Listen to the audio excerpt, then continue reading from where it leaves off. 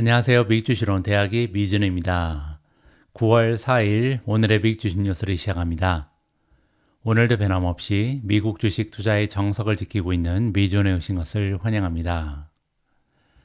제가 어제 방송에서 역사적인 통계를 봤을 때 9월 달은 투자자 입장에서는 굉장히 마음이 심란해지는 끔찍한 달이다. 이번 9월에는 좀 역사적으로 통계에 맞지 않는 이변이 일어나기를 바람해 본다. 이런 메시지를 전달해 드렸는데요. 안타깝게도 역사는 또 반복됐습니다. 9월 초에 좀 기분 좋게 시작하려고 그랬는데 주식시장이 또 폭락해 버렸죠. 인간의 행동 양식은요, 같은 상황에서 항상 같은 결정을 하게 되는 것 같습니다. 그렇기 때문에 자꾸만 역사는 반복이 되는 거고요. 우리가 역사를 공부해야 되는 이유, 한 사람의 투자자 입장에서뿐만 아니라 우리가 삶을 살아가면서 역사적인 사실에서 많은 교훈을 얻을 필요가 있다. 다시 한번 확인할 수 있는 기회였습니다. 하지만 역사가 반복된다면요, 우리에게는 희망이 있습니다. 왜냐하면 미국 증시의 역사를 봤을 때 주가의 상승 추세가 가장 좋았던 달은요, 11월, 12월 그리고 1월 달입니다. 따라서 조금만 더 견디면 가장 좋은 장세가 펼쳐질 수 있다. 따라서 역사가 반복되기를 다시 한번 기다릴 필요가 있다는 거죠. 자, 오늘 방송에서는요, 왜 이렇게 주가가 떨어지고 있는지, 그리고 앞으로 이러한 주가의 향방은 어느 방향으로 나가게 될지 미국 증시에 대한 전망도 함께 살펴볼 수 있도록 하겠습니다. 자, 그러면 9월 4일 날 준비된 오늘의 미국 주식 뉴스 바로 시작합니다. 오늘도 어제 미국 증시의 시황부터 정리하도록 하겠습니다. 가장 먼저 S&P 500의 맵을 보시면요, 어제는 빨간색이 지배를 하고 있습니다. 따라서 상승한 종목의 수가 굉장히 제한적이죠. 시장의 폭이 굉장히 좁아졌다. 이렇게 보시면 되고요. 어떤 종목들이 상승했는지 섹터를 좀 살펴보면요. 가장 먼저 컨슈머 디펜시브가 선방을 했습니다. 경기를 방어하는 방어주라고 보시면 되는데요. 필수 소비자라고 부르는 거죠. 따라서 경기가 나빠지더라도 우리가 꾸준하게 소비하는 이러한 기업들의 주가가 어제 선방을 했다. 이렇게 보시면 됩니다. 예를 들어서 코카콜라, 펩시콜라 이런 쪽은 중독성이 있잖아요. 따라서 경기가 나빠졌다고 해서 콜라 사 먹는 걸 포기하진 않죠. 헬스케어도 마찬가지입니다. 우리가 경기가 안 좋다고 해서 병원에 가는 것을 포기할 리는 없죠. 따라서 헬스케어 역시도 가치주 중에 경기를 잘 타지 않는다. 이렇게 보시면 되죠. 그 밖에 부동산도 약간 선방을 했고요. 유틸리티 역시도 올라간 종목의 수가 훨씬 더 많았습니다. 따라서 어제는요, 우리가 보통 가치주라고 부르는 경기를 잘 타지 않는 경기 방어주들이 선방을 했다. 이렇게 정리가 가능하겠죠. 반면 이쪽을 보시면요, 빨간색이 굉장히 선명합니다. 테크주들이 대체적으로 모두 동반 하락했을 뿐만 아니라 하락폭이 매우 컸다는 것을 살펴볼 수가 있죠. 엔비디아 같은 경우는 9.53%나 떨어졌고요. 브로드컴이 6.16, AMD 7.82, 퀄컴 역시 6.88%나 하락을 했습니다. 애플이 2.72% 떨어졌고요. 구글이 마이너스 3.94, 아마존이 마이너스 1.26, 테슬라 마이너스 1.64. 따라서 어제는 대부분의 테크 종목들이 떨어졌을 뿐만 아니라 하락폭이 매우 컸다. 따라서 3대 지수 모두 급락할 수밖에 없는 환경이 조성이 됐다. 이렇게 정리가 가능합니다. 시장의 폭 역시도 상당히 많이 좁아졌는데요. 그럼에도 불구하고 아직까지는 50일 이평선 이상으로 주가가 형성된 종목의 퍼센티지가 70%를 넘어갑니다. 따라서 아직은 괜찮다. 이렇게 볼 수가 있는 거고요. 장기적인 추세는 더 좋죠. 73.55%의 종목이 아직까지는요, 200일 이평선 이상으로 주가가 형성돼 있습니다. 따라서 스쳐가는 바람에 불과하다. 이렇게 희망을 가질 수 있는 하나의 수치가 발견된다. 개인적으로 판단하고 있습니다. 다음에는 3대 지수의 움직임입니다. 어제 다우존스는 1.51% 급락했고요. S&P 500은 무려 2.12% 급락했습니다. 마지막으로 나스닥은요, 3.26% 거의 폭락 수준으로 주가가 많이 떨어졌다. 이렇게 보실 수가 있겠죠. 어제는 대부분 다 하락했는데요. 비트코인 역시도 3.71%나 하락을 했습니다. 게다가 소형주가 모여있는 러셀 2000은 무려 3.09% 떨어졌거든요. 따라서 어제는 자산 시장이 동시다발적으로 떨어지는 좋지 않은 추세가 발견된다. 이렇게 보시면 되겠죠. 미주은 탑픽 역시도 단 한 종목도 상승하지 못했는데요.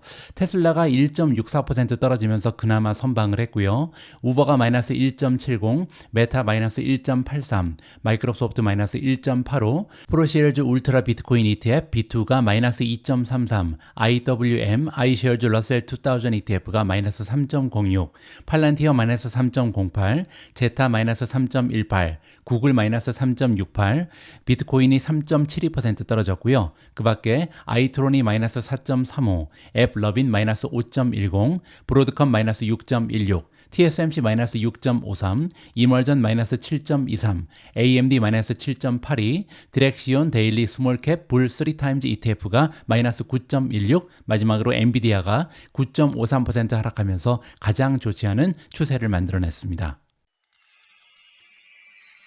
오늘 방송에서는 가장 먼저 어제 왜 이렇게 미국 증시가 많이 빠졌는지 이 부분에 대해서 설명을 먼저 드릴까 합니다. 화요일 미국 증시가 급락하는 이유라는 제목의 기사고요. 이 기사를 통해서 어제 미국 증시 급락의 이유를 살펴볼 수 있을 것 같습니다. 8월달 미국 제조업 활동이 5개월째 위축되면서 주문과 생산 감소 속도가 빨라졌다라고 밝히고 있습니다. 공급관리연구소, 우리가 ISM이라고 부르는 기관이고요. ISM에서 발표한 제조업 PMI 지수는요, 7월 대비 0.4%포인트 상승하긴 했습니다. 하지만 47.2를 기록하는 데 그쳤거든요. PMI 지수 다시 한번 설명을 좀 드리면요. PMI는요, Purchasing Managers Index의 약자입니다.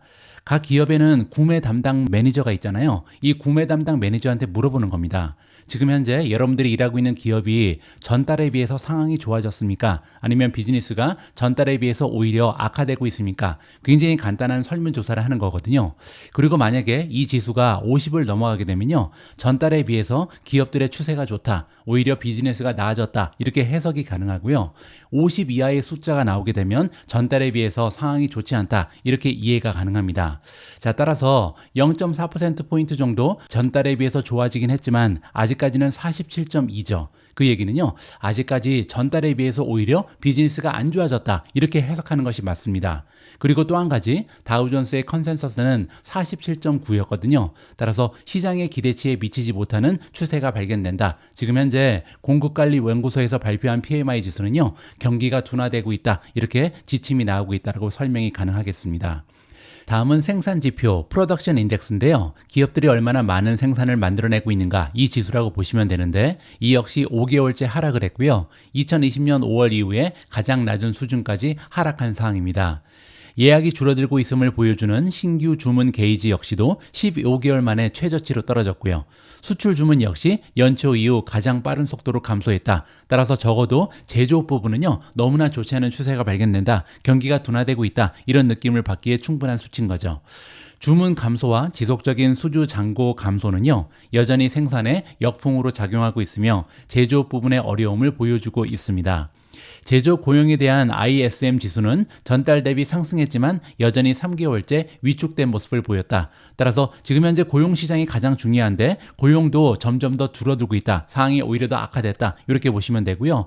3개월 내내 계속해서 추락하는 모습을 나타내고 있습니다.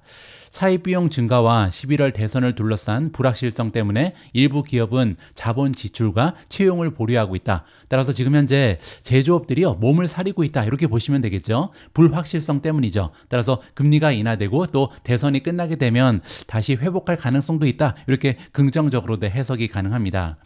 9월에 있을 금리 인하가 도움이 될 것이라는 데는 의심의 여지가 없다. 하지만 단기간에 도움이 될지는 확신할 수 없다. ISM의 제조업 조세위원회 위원장인 티모시 피오레의 의견이고요. 12월, 1월 정도가 돼야 실제로 상황이 바뀌기 시작할 것이다. 자, 따라서 9월 달에 금리 인하가 일어나게 되면요, 경기를 부양하기 시작하겠죠. 하지만 얼마나 빨리 경기가 활성화될지 여기에 대해서는 조금 더 기다릴 필요가 있다. 12월이나 1월 달이 돼서야 효과가 발휘될 것이다. 이러한 의견으로 보실 수가 있겠습니다. 저는 개인적으로 이 부분은 오히려 긍정적으로 해석하고 싶습니다. 벌써 9월 달이잖아요. 따라서 한 3개월 정도, 아니면 늦어도 4개월 정도가 지나면 PMI 지수가 50을 넘어갈 것이다. 이렇게 긍정적으로 평가가 가능합니다. S&P가 발표한 또 다른 구매 관리자 지수 PMI도 7월 달에 49.6에서 8월 달에는 47.9로 하락하면서 ISM의 결과를 뒷받침했다. PMI 지수는요, 두 개의 기관에서 발표를 합니다. 첫 번째는 ISM, 두 번째는 S&P거든요. 따라서 ISM의 결과뿐만 아니라 S&P가 발표한 별도의 PMI 역시도 47.9기 때문에 전달에 비해서 오히려 악화됐고요. 50 이하기 때문에 전달에 비해서 지금 현재 경기가 좋지 않다. 이러한 의견이 다시 한번 재확인이 됐다. 이렇게 이해가 가능합니다. 결과적으로 화요일 날 다우존스 산업평균 지수가 500포인트 가까이 하락하는 등 최근 ISM 발표 이후에 증시가 추가 하락했습니다. 이렇게 또 다른 경제지표 부진으로 인해서 이달 말 연방준비제도 이사회가 금리를 0.25%포인트보다 더 많이 인하할 가능성이 높아졌다. CME 그룹의 패드와치에 따르면요. ISM 보고서 이후에 트레이더들은 이제 보다 공격적인 0.5%포인트 인하 확률을 39%까지 높였다라고 나와 있습니다. 저는 개인적으로요. 만약에 연준에서 이번에 0.25%포인트가 아니라 0.5%포인트 정도 금리를 인하하게 되면요. 이건 오히려 좋지 않은 신호다. 이렇게 해석하고 싶습니다. 그 이유는 뭐냐면요. 연준에서 금리를 인하하는 이유는 두 가지가 있습니다. 첫 번째 경우는요, 이제 인플레이션 걱정할 필요 없다. 따라서 인플레이션을 잡았으니까 우리는 노동시장, 즉 고용시장 부양에만 힘을 쏟겠다. 그렇기 때문에 금리를 내리는 거고요. 두 번째 케이스는 뭐냐면 지금 현재 경기가 둔화될 가능성이 높기 때문에 경기를 부양하기 위해서 금리를 내려야 된다. 이게 두 번째 시나리오입니다. 따라서 만약에 0.25%포인트만 내린다면 이거는요, 인플레이션이 잡혔기 때문에 정상화하는 과정이다. 이렇게 해석할 가능성이 높죠. 근데 만약에 갑자기 0.5%포인트나 급격하게 인하하게 되면요. 그 얘기는 이렇게 하지 않으면 경기가 둔화될 가능성이 높다. 리세션이 차지하고 있다. 이렇게 부정적으로 해석할 수가 있습니다. 따라서 이번에 9월 달에 금리가 0.25%포인트만 떨어져 줬으면 이러한 바람을 투자자 입장에서는 가지고 있다. 이렇게 마무리를 해드리겠습니다. 오늘 두 번째로 준비된 아티클에서는요. 미국 증시에 참여하고 있는 투자자 입장에서 가지고 있는 가장 중요한 질문에 관련된 기사를 읽어보도록 하겠습니다. 결국 지금 중요한 것은 과연 미국에 리세션이 올 것인가, 오지 않을 것인가 이 문제잖아요. 상당히 오랜 기간 동안 투자자들을 괴롭혀왔던 인플레이션은 이제 사그라졌습니다. 많은 사람들이 인플레이션에 대한 걱정을 떨쳐버렸죠. 그리고 또 한 가지, 금리 인하가 임박했습니다. 금리가 떨어지게 되면요. 기업 입장에서는 상당히 유리한 입지를 가질 수가 있겠죠. 왜냐하면 일단 비용이 떨어집니다. 레버리지를 쓴 부분에 대해서 부채에 대한 이자가 줄어들게 되죠. 그리고 또 한 가지는요. 자금을 쉽게 조달할 수 있기 때문에 성장을 가속화시킬 수 있습니다. 그렇게 되면요. 기업들의 어닝이 올라가겠죠. 주가는 실적 곱하기 멀티플입니다. 따라서 기업들의 어닝이 향상된다면 주가는 올라갈 수밖에 없다. 이렇게 기대감을 가질 수가 있겠죠. 자, 그런데 여기 한 가지 문제가 있습니다. 만약에 경기가 둔화된다면 기업들의 어닝이 떨어질 가능성도 있는 거죠. 따라서 투자자 입장에서는요. 과연 금리 인하와 동시에 리세션이 찾아올 것인가 아니면 이 미국의 경제가 버텨줄 것인가 이 문제가 굉장히 중요합니다. 만약에 경제가 리세션에 빠지지만 않는다면 금리 인하는 굉장히 큰 폭으로 경기를 활성화시킬 것이다. 이렇게 기대감을 가질 수가 있는 거죠. 소비자들은 더 신중해졌고 신중한 소비를 받아들이고 있지만 소비를 포기하지는 않았다라고 시작합니다. 이로 인해서 미국 경제는 계속 호황을 누리고 있고요. 이제 중요한 문제는 소비자들이 결국은 소비를 멈출 것인가, 그리고 멈춘다면 언제 제동을 걸 것인가. 따라서 지금까지는 소비자들 덕분에 미국 경제가 활성화되고 있는데요. 이러한 소비가 멈춰진다면 크다란 문제가 발생할 수 있다. 이렇게 얘기하는 거죠. 미국에서는 소비자 지출이 가장 중요한 역할을 한다. 국내 총생산, 우리가 GDP라고 부르는 거죠. GDP의 약 3분의 2가 급여와 미국인들의 급여 사용 방식에 관련이 있기 때문이다. 이 얘기는 뭐냐면요. 결국 GDP를 구성하는 여러 가지 요소 중에 가장 중요한 것이 지출이다. 소비자들의 지출이 거의 3분의 2다. 이렇게 보시면 됩니다. 따라서 기업의 건전성 지표부터 부채라든지 주식시장 기록에 이르기까지 다른 지표는 부수적인 것에 불과하다. 가장 중요한 것은 과연 소비자들이 지출을 할 것인가, 하지 못할 것인가, 이걸 봐야 된다. 이렇게 정리가 가능합니다. 그리고 미국 소비자들의 힘에 대한 우려에도 불구하고 지출은 계속 증가하고 있다라고 반가운 사실을 전달해주고 있습니다. 지난주 목요일 경제분석국이 발표한 최신 수치에 따르면요. 4월부터 6월까지 개인 지출은 연율 2.9%나 증가했습니다. 그러면서 이전 수치인 2.3%에서 상향 조정됐다. 이에 따라서 2분기의 GDP 성장률은요. 당초 2.8%로 보고가 됐었는데 3%까지 상승을 했습니다. 소비자들이 버티고 있다는 것은 이야기의 일부일 뿐이다. 소비가 어디에 쓰이는지는 또 다른 문제라고 합니다. 2분기 GDP 보고서에 따르면요. 에어컨과 같은 주거용 기기를 구입하거나 리모델링을 하는 소비는 감소했다고 합니다. 백화점 쇼핑도 마찬가지로 감소했고요. 대신에 미국인들은 레스토랑과 브로드웨이 공연에 지출을 하고 있다. 서비스 쪽에 지출이 강화되고 있다는 거죠. 복수 여행으로 인기 여행지의 인파가 몰렸던 팬데믹 직후만큼은 아니지만 여행 역시 여전히 강세를 보이고 있다고 합니다. 2021년보다 아주 조금 감소한 이러한 서비스 부분에 대한 지출은요, 경기 침체에 대비해서 여전히 좋은 삶을 즐기면서도 신중한 소비를 하는 소비자를 반영하고 있다. 자, 정리해 보겠습니다. 바로 앞에서 우리가 PMI 지수가 굉장히 좋지가 않았다.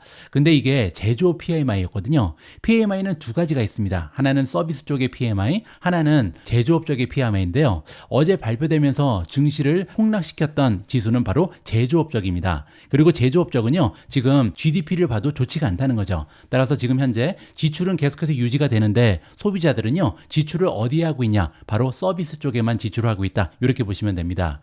자, 그런데 나쁜 소식은요, 하반기에 소비자 지출이 눈에 띄게 긴축될 수 있다는 것이다. 이코노미스트들은요, 3분기 GDP가 계절 조정 연율로 2.3%까지, 그리고 4분기에는 1.8%로 둔화될 것으로 예상한다고 합니다. 아까 2분기에는 GDP가 3%까지 올라갔죠. 근데 한 분기 만에 3%에서 2.3으로, 그리고 2.3에서 4분기에는 1.8로 계속해서 뚝뚝 떨어질 가능성이 있다는 거죠. 그리고 이러한 추세가 쭉 이어지게 되면요, 머지않아서 0% 이하로, 즉 마이너스 성장을 보일 가능성도 있죠. 우리가 리세션이라고 부르는 것은요, 2분기 연속으로 마이너스 성장을 보이면 공식적으로 리세션이 성립이 됩니다. 그리고 미국 증시는 선행하잖아요. 최소 6개월 이상 앞서가는 것이 미국 증시입니다. 따라서 다가오는 미래에 리세션이 발생할 가능성이 높아지면요, 미국 증시는 한 6개월 아니면 9개월 이전에 이미 폭락을 할 수도 있다. 이렇게 우리가 예측을 할 수가 있는 거죠. 따라서 다가오는 미래에 리세션이 발생할 것인가 발생하지 않을 것인가 너무나 중요한 한 가지의 지표가 될 수 있다. 이렇게 보시면 됩니다. 자, 이렇게 GDP가 떨어질 것으로 예상이 나오고 있는데요. 최근에 고용 데이터를 고려할 때 당연한 결과라고 합니다. 8월 24일로 끝나는 주 목요일에 실업수당 청구 건수는요, 23만 1000건이 발표가 됐는데 연초에는 20만 건에 불과했죠. 따라서 굉장히 빠른 시간에 10% 이상 급등을 하고 있는 겁니다. 또한 실업률은 역사적 기준으로는 아직 낮지만 작년에 1월 달에는 3.4%에 불과했지만 이제 4.3%까지 급등을 했다. 그리고 연방준비제도 이사회가 경기 침체 신호로 사용하는 이른바 샴 규칙을 촉발했다. 이 부분도 굉장히 부정적입니다. 샴 규칙에 대해서 다시 한번 좀 설명을 드리면요. 샴 규칙은 클라우디아 샴이 2019년에 도입한 불황 지표라고 보시면 됩니다. 자, 이거는 굉장히 간단하게 계산이 가능한데요. 국가 전체 실업률의 3개월 이동 평균이 0.5%포인트 이상 상승하는 경우에 따라서 급격하게 실업률이 올라가게 되면 그게 첫 번째 전제 조건이고요. 두 번째는 이전에 12개월 동안의 최저치를 상회하는 수치가 나오게 되면 이 두 가지의 조건이 성립이 되면 그때는 이제 3법칙이 발동이 된다. 이렇게 보시면 됩니다. 자, 역사적인 정확도를 보여드리면요. 3규칙은 경기 침체를 식별하는데 지금까지 매우 정확했습니다. 1970년대 이후로 보면 경기 침체기 이외에는 단 한 번도 발동된 적이 없다. 따라서 100% 맞췄고요. 두 번째로 1959년 이후를 보면요. 단 두 번 정도 오탐 경기 침체 경보를 발생시켰다. 따라서 1959년 이후에 이 샴 규칙이 발동이 된 다음에 두 번만 빼고는 모두 다 리세션이 있었다. 이렇게 우리가 정리를 해볼 수가 있는 거죠. 따라서 굉장히 정확도가 높은 샴 규칙이 이번에 촉발됐는데요. 좋지 않은 신호로 이해가 가능합니다. 이것이 단순히 노동시장이 정상화되고 있다는 신호인지 아니면 더 심각한 상황인지는 아직 알 수가 없다. 어느 쪽이든 최근 뉴욕 연방준비은행의 노동시장 설문조사에 따르면요. 노동시장의 점진적인 변화는 미국인들 사이에 실직에 대한 상당한 공포를 불러일으키고 있다고 합니다. 그리고 이러한 우려는 10년 만에 최고치를 기록하고 있고요. 따라서 지금 현재 노동시장에서 굉장히 좀 실직에 대한 공포감이 올라가고 있다는 것은 사실이다. 이렇게 보시면 됩니다. 9월 6일에 발표되는 8월의 급여 보고서, 고용 보고서는요. 고용 시장이 얼마나 취약한지를 보여줄 것이다. 결국 고용된 근로자 수가 적다는 것은 소비할 수 있다는 돈이 줄어드는 것을 의미한다. 따라서 정말 중요한 것이 이번 주 금요일에 발표되는 고용 보고서다. 여기에서 만약에 굉장히 형편없는 수치가 발표되면요. 아무래도 경기 둔화에 대한 확률이 올라가면서 증시는 다시 한번 폭락할 수 있다. 이렇게 볼 수가 있는 거죠. 하지만 우리에게는 연준이 있습니다. 연준은 이에 대해서 뭔가를 할 수 있을지도 모른다. 금리 인하가 남아있죠. 중앙은행은 9월 회의에서 금리를 인하하면서 대출 비용을 낮추고 소비자 지출을 강화함으로써 노동시장을 지원할 것으로 널리 예상이 되고 있습니다. 파월 의장과 그의 동료들은요, 특히 인플레이션의 목표치인 2%까지 훨씬 가까워진 만큼 고용시장 건전성에 더 많은 주의를 기울이고 있다. 이렇게 발표를 한 사항이고요. 다시 한번 말씀드리지만 파월 의장과 연준의 임무는 딱 두 개입니다. 첫 번째는요, 인플레이션을 잡는 거, 두 번째는 고용시장의 부양이거든요. 자, 아까 말씀드린 것처럼 이제 인플레이션을 걱정하는 사람은 없습니다. 따라서 한 가지만 하면 되잖아요. 그 얘기는 노동시장, 즉 고용시장을 계속해서 활성화시키는 것이 연준의 유일한 임무가 됐다. 이 부분이 굉장히 긍정적입니다. 따라서 지금 계속해서 경기가 둔화되는 모습을 보이고 있는데요. 이러한 추세를 파월 의장이 그냥 놔둘 리가 없다는 거죠. 이제 단 한 가지의 목표, 즉 노동시장을 부양하기 위해서 많은 힘을 쏟을 거고요. 그렇게 되면 리세션의 확률이 갑자기 뚝 떨어질 것이다. 이렇게 우리가 좀 기대감을 가질 수가 있는 거죠. 자, 따라서 단기적으로는요, 이번 주 금요일 날 제발 좋은 수치가 나타나기를 좀 기도를 해 봐야 되고요. 그리고 장기적으로 봤을 때는요, 저는 연준이 연착륙을 성공시키지 않을까, 이러한 기대감을 다시 한번 여러분들과 공유하고 싶습니다. 연준은 외줄차기를 하고 있으며 많은 부분이 미국 소비자에게 달려있다. 따라서 앞으로 다가오는 미래에 미국의 소비자들이 계속해서 지출을 유지할 수 있을지 이 부분에 많은 관심을 가지고 지켜볼 필요가 있을 것 같습니다. 다음으로 준비된 기사는 미국 증시에 대한 전망입니다. 이번에 우리가 함께 살펴볼 미국 증시 전망은 쪽집게 톱니의 전망이고요. 톱니는 소형주 상승만 빼고는 다 맞췄죠. 소형주는 아직까지 오르지 않고 있는데요. 자, 이번에는 줍줍 기회가 오고 있다라는 이야기를 하고 있습니다. 톱니 같은 경우는 미국 증시가 항상 올라갈 것이다. 상승론자잖아요. 그런데 이번에는 떨어질 가능성에 대해서 얘기를 하고 있는데요. 떨어져도 괜찮다. 주식을 저가에 매수할 수 있는 기회다. 이러한 의견이라고 보시면 됩니다. 주식 전략가인 톱니는요, 향후 8주 동안 주식시장이 약간의 혼란을 겪을 것으로 예상한다라고 밝히고 있습니다. 하지만 투자자들한테는 이러한 하락이 매수 기회가 될 수 있다. 이렇게 긍정적으로 마무리를 하고요. 투자자들이 역사적으로 가장 약세를 보였던 한 달을 헤쳐나가는 동안 주가가 7%에서 10%까지 하락할 수 있다는 주장이다. 따라서 톱니가 보기에는요, 9월 달이 굉장히 좋지가 않다. 7%에서 10% 정도 조정을 받을 가능성이 높다. 이렇게 얘기하는 거죠. S&P 500 지수는 1950년으로 거슬러 올라가는 데이터에 따르면요, 매년 9월만 되면 평균적으로 0.7% 손실을 기록했습니다. 1년 12달 중에 가장 좋지 않은 성적을 제출하는 것이 바로 9월이잖아요. 톱니 역시도 이러한 역사가 반복될 것이다. 이렇게 주장을 하는 거죠. 투자자들은 앞으로 8주 동안 조심해야 한다라고 생각한다. 올해 8개월 중 7개월 동안 시장이 상승했다. 좀 지나치게 너무나 긍정적인 장세가 발견이 된다는 거죠. 따라서 우리는 이것이 엄청나게 강한 시장이라는 것을 알고 있다. 하지만 9월 금리 인하도 있고 선거도 있기 때문에 사람들을 긴장하게 만드는 요인이 많이 있다라고 주장합니다. 따라서 앞으로 8주 동안은요, 투자자들이 매수할 수 있는 기회라고 생각한다. 따라서 신중하되 하락할 때 매수할 준비를 하는 것이 좋다. 이렇게 생각을 밝히고 있습니다. 톱니는요, 실망스러웠던 7월 비농업 고용 보고서가 성장 우려를 되살렸고 8월 5일 매도세로 이어진 데 이어서 8월 고용 보고서가 발표되는 금요일이 변동성을 키우는 촉매제가 될 수 있다. 이렇게 우려를 밝히고 있습니다. 한 달 전에도 폭락장이 한번 왔었잖아요. 그때는 고용 보고서가 너무나 좋지 않았기 때문에 폭락을 했었다. 이렇게 얘기하는 거고요. 이번에 다시 이번 주 금요일 날 고용 보고서가 또 발표되는데요. 이번에도 변동성이 극심하게 될 것이다. 이렇게 지금 예상을 밝히고 있는 거죠.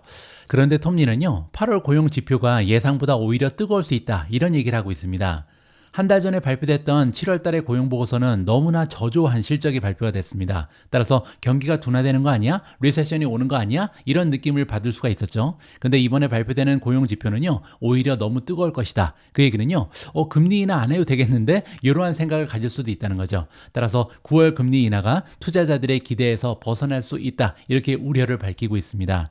CME 페드와치 도구에 따르면요, 시장은 지금 연방준비제도 이사회가 9월 달에 0.25%포인트 인하할 가능성을 67%로 책정하고 있습니다. 그리고 나머지는 0.5% 두 단계 인하 가능성을 보고 있다. 자, 그런데 이러한 시장의 기대치가 무너질 가능성이 있다. 이렇게 부정적으로 해석이 가능한 거죠. 톱니는요, 팬데믹이 한창일 때 월가에서 가장 먼저 주식을 강세로 전환한 사람 중에 한 명이었고요. 2024년에도 정확하게 강세를 예상했습니다. 한 가지 맞추지 못한 것은 아직까지 소형주가 달리지 못하고 있죠. 그는 올해 소형주로의 전환을 예측하는 등 대담한 단기 전망을 내놓기도 했다. 따라서 톱니 역시도요, 단기적으로는 주가가 떨어질 수 있지만 줍줍 기회다. 왜냐하면 11월, 12월은 계속해서 좋은 장세가 벌어질 가능성이 높다. 이러한 의견이라고 마무리가 가능합니다. 지금부터는 엔비디아 이야기를 좀 하도록 하겠습니다. 어제 미국 증시 폭락의 주범은 바로 엔비디아였죠. 시가총액 3위 기업이 무려 9.53%나 단 하루 만에 주가가 폭락을 했습니다. 게다가 장이 마감된 이후에도 계속해서 떨어지고 있는데요. 여기에 관련된 이야기를 먼저 좀 해볼까 합니다. 엔비디아의 겹치는 악재, 반독점 조사로 법무부의 소환장을 받았다는 굉장히 좋지 않은 소식인데요. 어떤 내용인지 한번 살펴보시죠. 미국의 법무부는 엔비디아를 비롯한 여러 기업에 소환장을 보내서 엔비디아가 독점 금지법을 위반하고 있다는 증거를 찾고 있습니다. AI 프로세서의 지배적인 공급업체에 대한 조사를 확대하는 모습을 보이고 있다. 따라서 미국의 법무부가 지금 엔비디아 잡으려고 많은 노력을 하고 있다. 부정적으로 해석이 가능한 거죠. 이번 조사의 정통한 소식통에 따르면요. 이전에는 기업이 설문지를 전달했던 법무부였는데 이제는 수신자에게 정보 제공을 의무화하는 법적 구속력이 있는 요청을 보내고 있다고 합니다. 그 얘기는요. 공식적인 고소를 시작하는데 한 걸음 더 다가서고 있다. 따라서 조만간 미국의 법무부가 엔비디아를 독점 규제법으로 고소할 가능성이 높아지고 있다. 이렇게 부정적으로 해석이 가능하죠. 반독점 당국자들은 엔비디아가 자사의 인공지능 칩을 독점적으로 사용하지 않는 구매자들에게 불이익을 주고 있다고 우려하고 있고요. 엔비디아가 다른 공급업체로 전환하는 것을 더 어렵게 만들고 있다. 이렇게 주장하고 있다고 합니다. 화요일 거래에서 기록적인 2,790억 달러의 손실을 입은 엔비디아 주가는요. 블룸버그가 법무부의 소환장에 대해서 보도한 이후에 장 마감 이후 추가적으로 하락 추세를 만들어냈습니다. 조사에 대한 질문에 대해 엔비디아는요, 자사의 시장 지배력은 더 빠른 성능을 제공하는 자사 제품의 품질에서 비롯된 것이다. 이렇게 밝히고 있습니다. 따라서 많은 기업들이 엔비디아의 GPU를 사는 이유는요, 바로 성능 때문이다. 품질이 좋았기 때문이지 무슨 독점 규제법을 어겨가면서 이상한 일을 했기 때문이 아니다. 이렇게 지금 얘기하는 거죠. 엔비디아는 이메일 성명을 통해서 엔비디아는 벤치마크 결과와 고객에게 가장 적합한 솔루션을 선택할 수 있는 가치에 반영된 장점 때문에 승리하고 있다. 이렇게 떳떳이 밝히고 있습니다. 미 법무부 조사에서 규제 당국은요, 지난 4월에 발표됐던 엔비디아의 Run AI 인수를 조사하고 있다고 합니다. Run AI는요, AI 컴퓨팅을 관리하기 위한 소프트웨어를 만드는 회사인데 이번 인수로 인해서 고객사들이 엔비디아의 칩에서 전환하기가 더 어려워질 것이다. 이러한 우려가 제기되고 있다고 하고요. 또한 규제 당국은 엔비디아가 자사 기술을 독점적으로 사용하거나 전체 시스템을 구매하는 고객에게 공급 및 가격 우대를 제공하는지 여부에 대해 문의를 하고 있다고 전달되고 있습니다. 따라서 요즘 들어서 그렇지 않아도 모멘텀이 하락하면서 주가가 많이 떨어진 것이 엔비디아잖아요. 그런데 어제 반독점 조사로 인해서 법무부의 소환장까지 받으면서 우려가 깊어지고 있다. 추가적으로 하락할 수 있는 계기가 마련됐다. 이렇게 마무리가 가능할 것 같습니다. 자, 다음에도 엔비디아 관련된 기사고요. 이번에는 엔비디아의 향후 전망에 대해서 전문가들의 의견을 종합적으로 살펴보도록 하겠습니다. 엔비디아는 화요일에 2,790억 달러의 시가총액이 사라졌고요. 이는 회사 역사상 최대 규모의 하루 손실입니다. 엔비디아 주식은 화요일 거래에서 9.5% 하락하면서 필라델피아 반도체 지수에서 가장 부진한 실적을 기록했습니다. 하지만 나머지 종목도 많이 떨어졌죠. 지금 필라델피아 반도체 지수 자체가 7.75%나 급락을 해버렸습니다. 이제 엔비디아의 주가는요, 지난주 분기 실적을 발표한 이후 현재까지 14%나 하락을 했고요. 이 회사는 칩 부분의 분위기를 조성하는 경향이 있다. 따라서 지금 엔비디아 혼자 떨어지는 게 아니라 전반적으로 반도체가 다 같이 떨어지는 이유는요, 대장주인 엔비디아가 떨어지기 때문에 나머지도 합류하고 있다. 이렇게 이해가 가능하겠죠. 그러나 애널리스트들에 따르면요, 투자자들이 엔비디아의 지난 실적 발표를 가지고 지적질을 하는 동안 다른 기업들은 여전히 이 칩 대기업의 입지를 불허할 것이다. 그만큼 지금 경쟁력에서 다른 기업과 게임이 되지 않는 기업이 엔비디아다. 이렇게 얘기하는 거죠. 그러면 월가에서 엔비디아의 최근 실적과 가이던스에 대해서 의문을 제기한 부분은 과연 어디일까? 이렇게 질문하고 있는데요. 총 마진이 문제였다고 합니다. 왜냐하면 총 마진이 감소할 것으로 예상이 되고 있는데요. 로젠블라 시큐리티의 애널리스트 케빈 캐시디와 한스 모세만의 의견에 따르면 이 회사의 빠른 제품 진화 속도에 기인한다. 자, 이 얘기는 뭐냐면요. 여러분들 무어의 법칙이라는 걸 기억하실 겁니다. 예전부터 전통적으로 반도체는요. 2년에 성능이 2배씩 올라가는 이러한 역사가 있습니다. 그런데 엔비디아가 이걸 깨버렸죠. 2년에 한 번씩 성능이 2배로 좋아지는 제품을 발표하는 게 아니고요. 최근 들어서는 1년에 한 번씩 업그레이드를 하고 있거든요. 자, 이만큼 빠르게 제품을 진화하고 있기 때문에 비용도 올라갈 수밖에 없다. 이렇게 우리가 이해를 해볼 수가 있는 거죠. 전반적으로 이는 하이 클래스의 문제다. 왜냐하면 너무나 앞서가는 기업이고 1년에 한 번씩 업그레이드를 할 역량이 있기 때문에 비용이 자연적으로 조금은 상승하고 있다. 이렇게 지금 이해가 가능한 거죠. 엔비디아 주식에 대한 로젠블렛의 열정을 손상시키지 못하는 문제다. 따라서 로젠블렛이 보기에는요. 이러한 것은 약점으로 지적되면 안 된다. 오히려 장점이다. 이렇게 얘기하는 겁니다.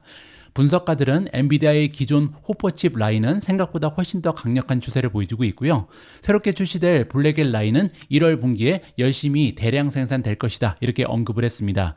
자, 따라서 목표 주가는 $200를 주고 있는데요. 그렇게 되면 지금 현재 주가가 한 $108 정도가 되죠. 85%의 상승 여력이 있다. 그리고 매수 의견을 제시했다. 이렇게 보시면 됩니다.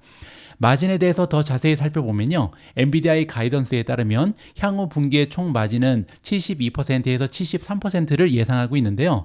최근 수준인 70% 중간보다는 조금 떨어지지만 여전히 높다. 따라서 걱정할 필요 없다. 이렇게 결론을 제시하고 있습니다. 다음에는 파이퍼 샌들러의 하시 쿠마르입니다. 하시 쿠마르 역시 엔비디아의 주가를 옹호하고 있는데요. 블랙엘의 수익이 대체로 순조롭게 진행되고 있고 올해 말까지 증가할 것으로 예상되는 만큼 우려의 대부분은 근거가 없는 것으로 보인다. 이렇게 얘기하고 있습니다. 최근 들어서 엔비디아의 주가가 주춤하는 이유 중에 하나가 블랙엘의 지연 현상이잖아요. 그런데 지금 현재 어닝콜에서 발표된 내용에 따르면 블랙엘 지연은 얼마 되지 않아서 해결이 된다. 따라서 올해 말부터는 대량 생산 가능하다. 이런 얘기가 나오고 있죠. 따라서 근거 없는 이유 때문에 주가가 떨어졌다. 이렇게 주장하고 있는 거죠.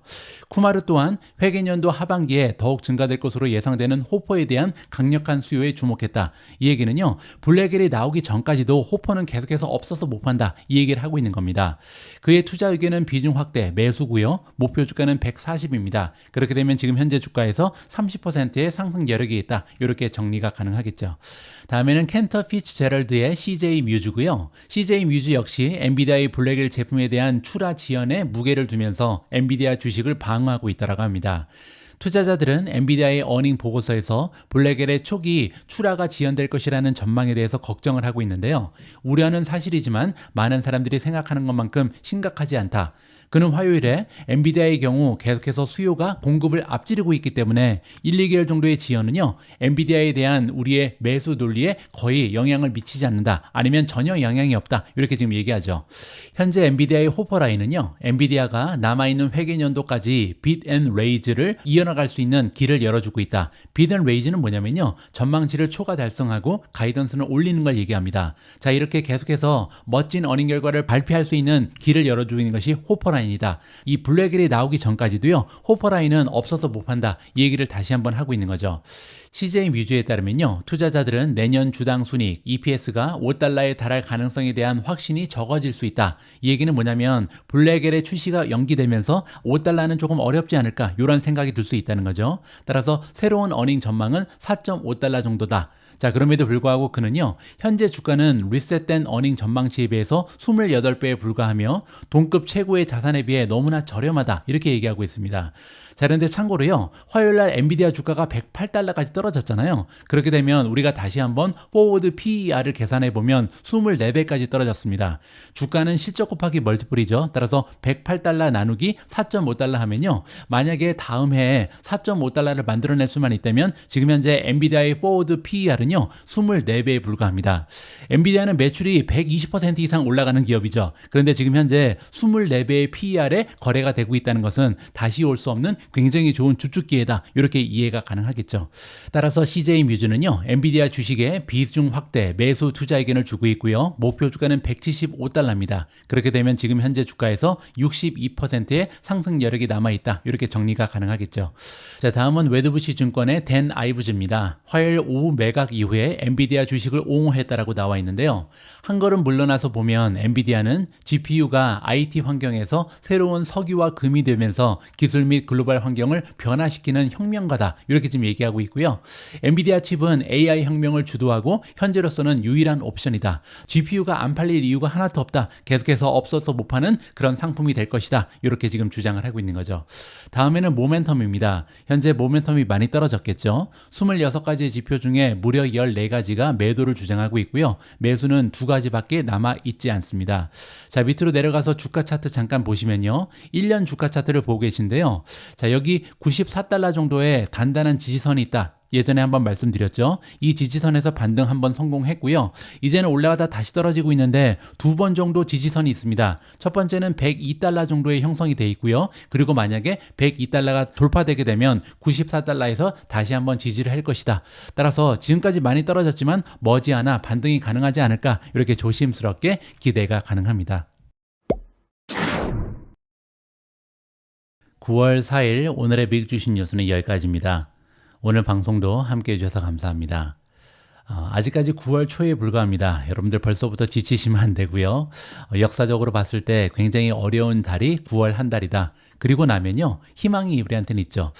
희망이 있다는 것은 어떠한 어려움도 견뎌낼 수 있는 힘이 됩니다. 따라서 머지않아서 다시 반등할 수 있는 것이 미국 증시다. 이러한 믿음을 가지시고 조금은 편안한 마음으로 9월의 하락세를 이겨내시기 바랍니다.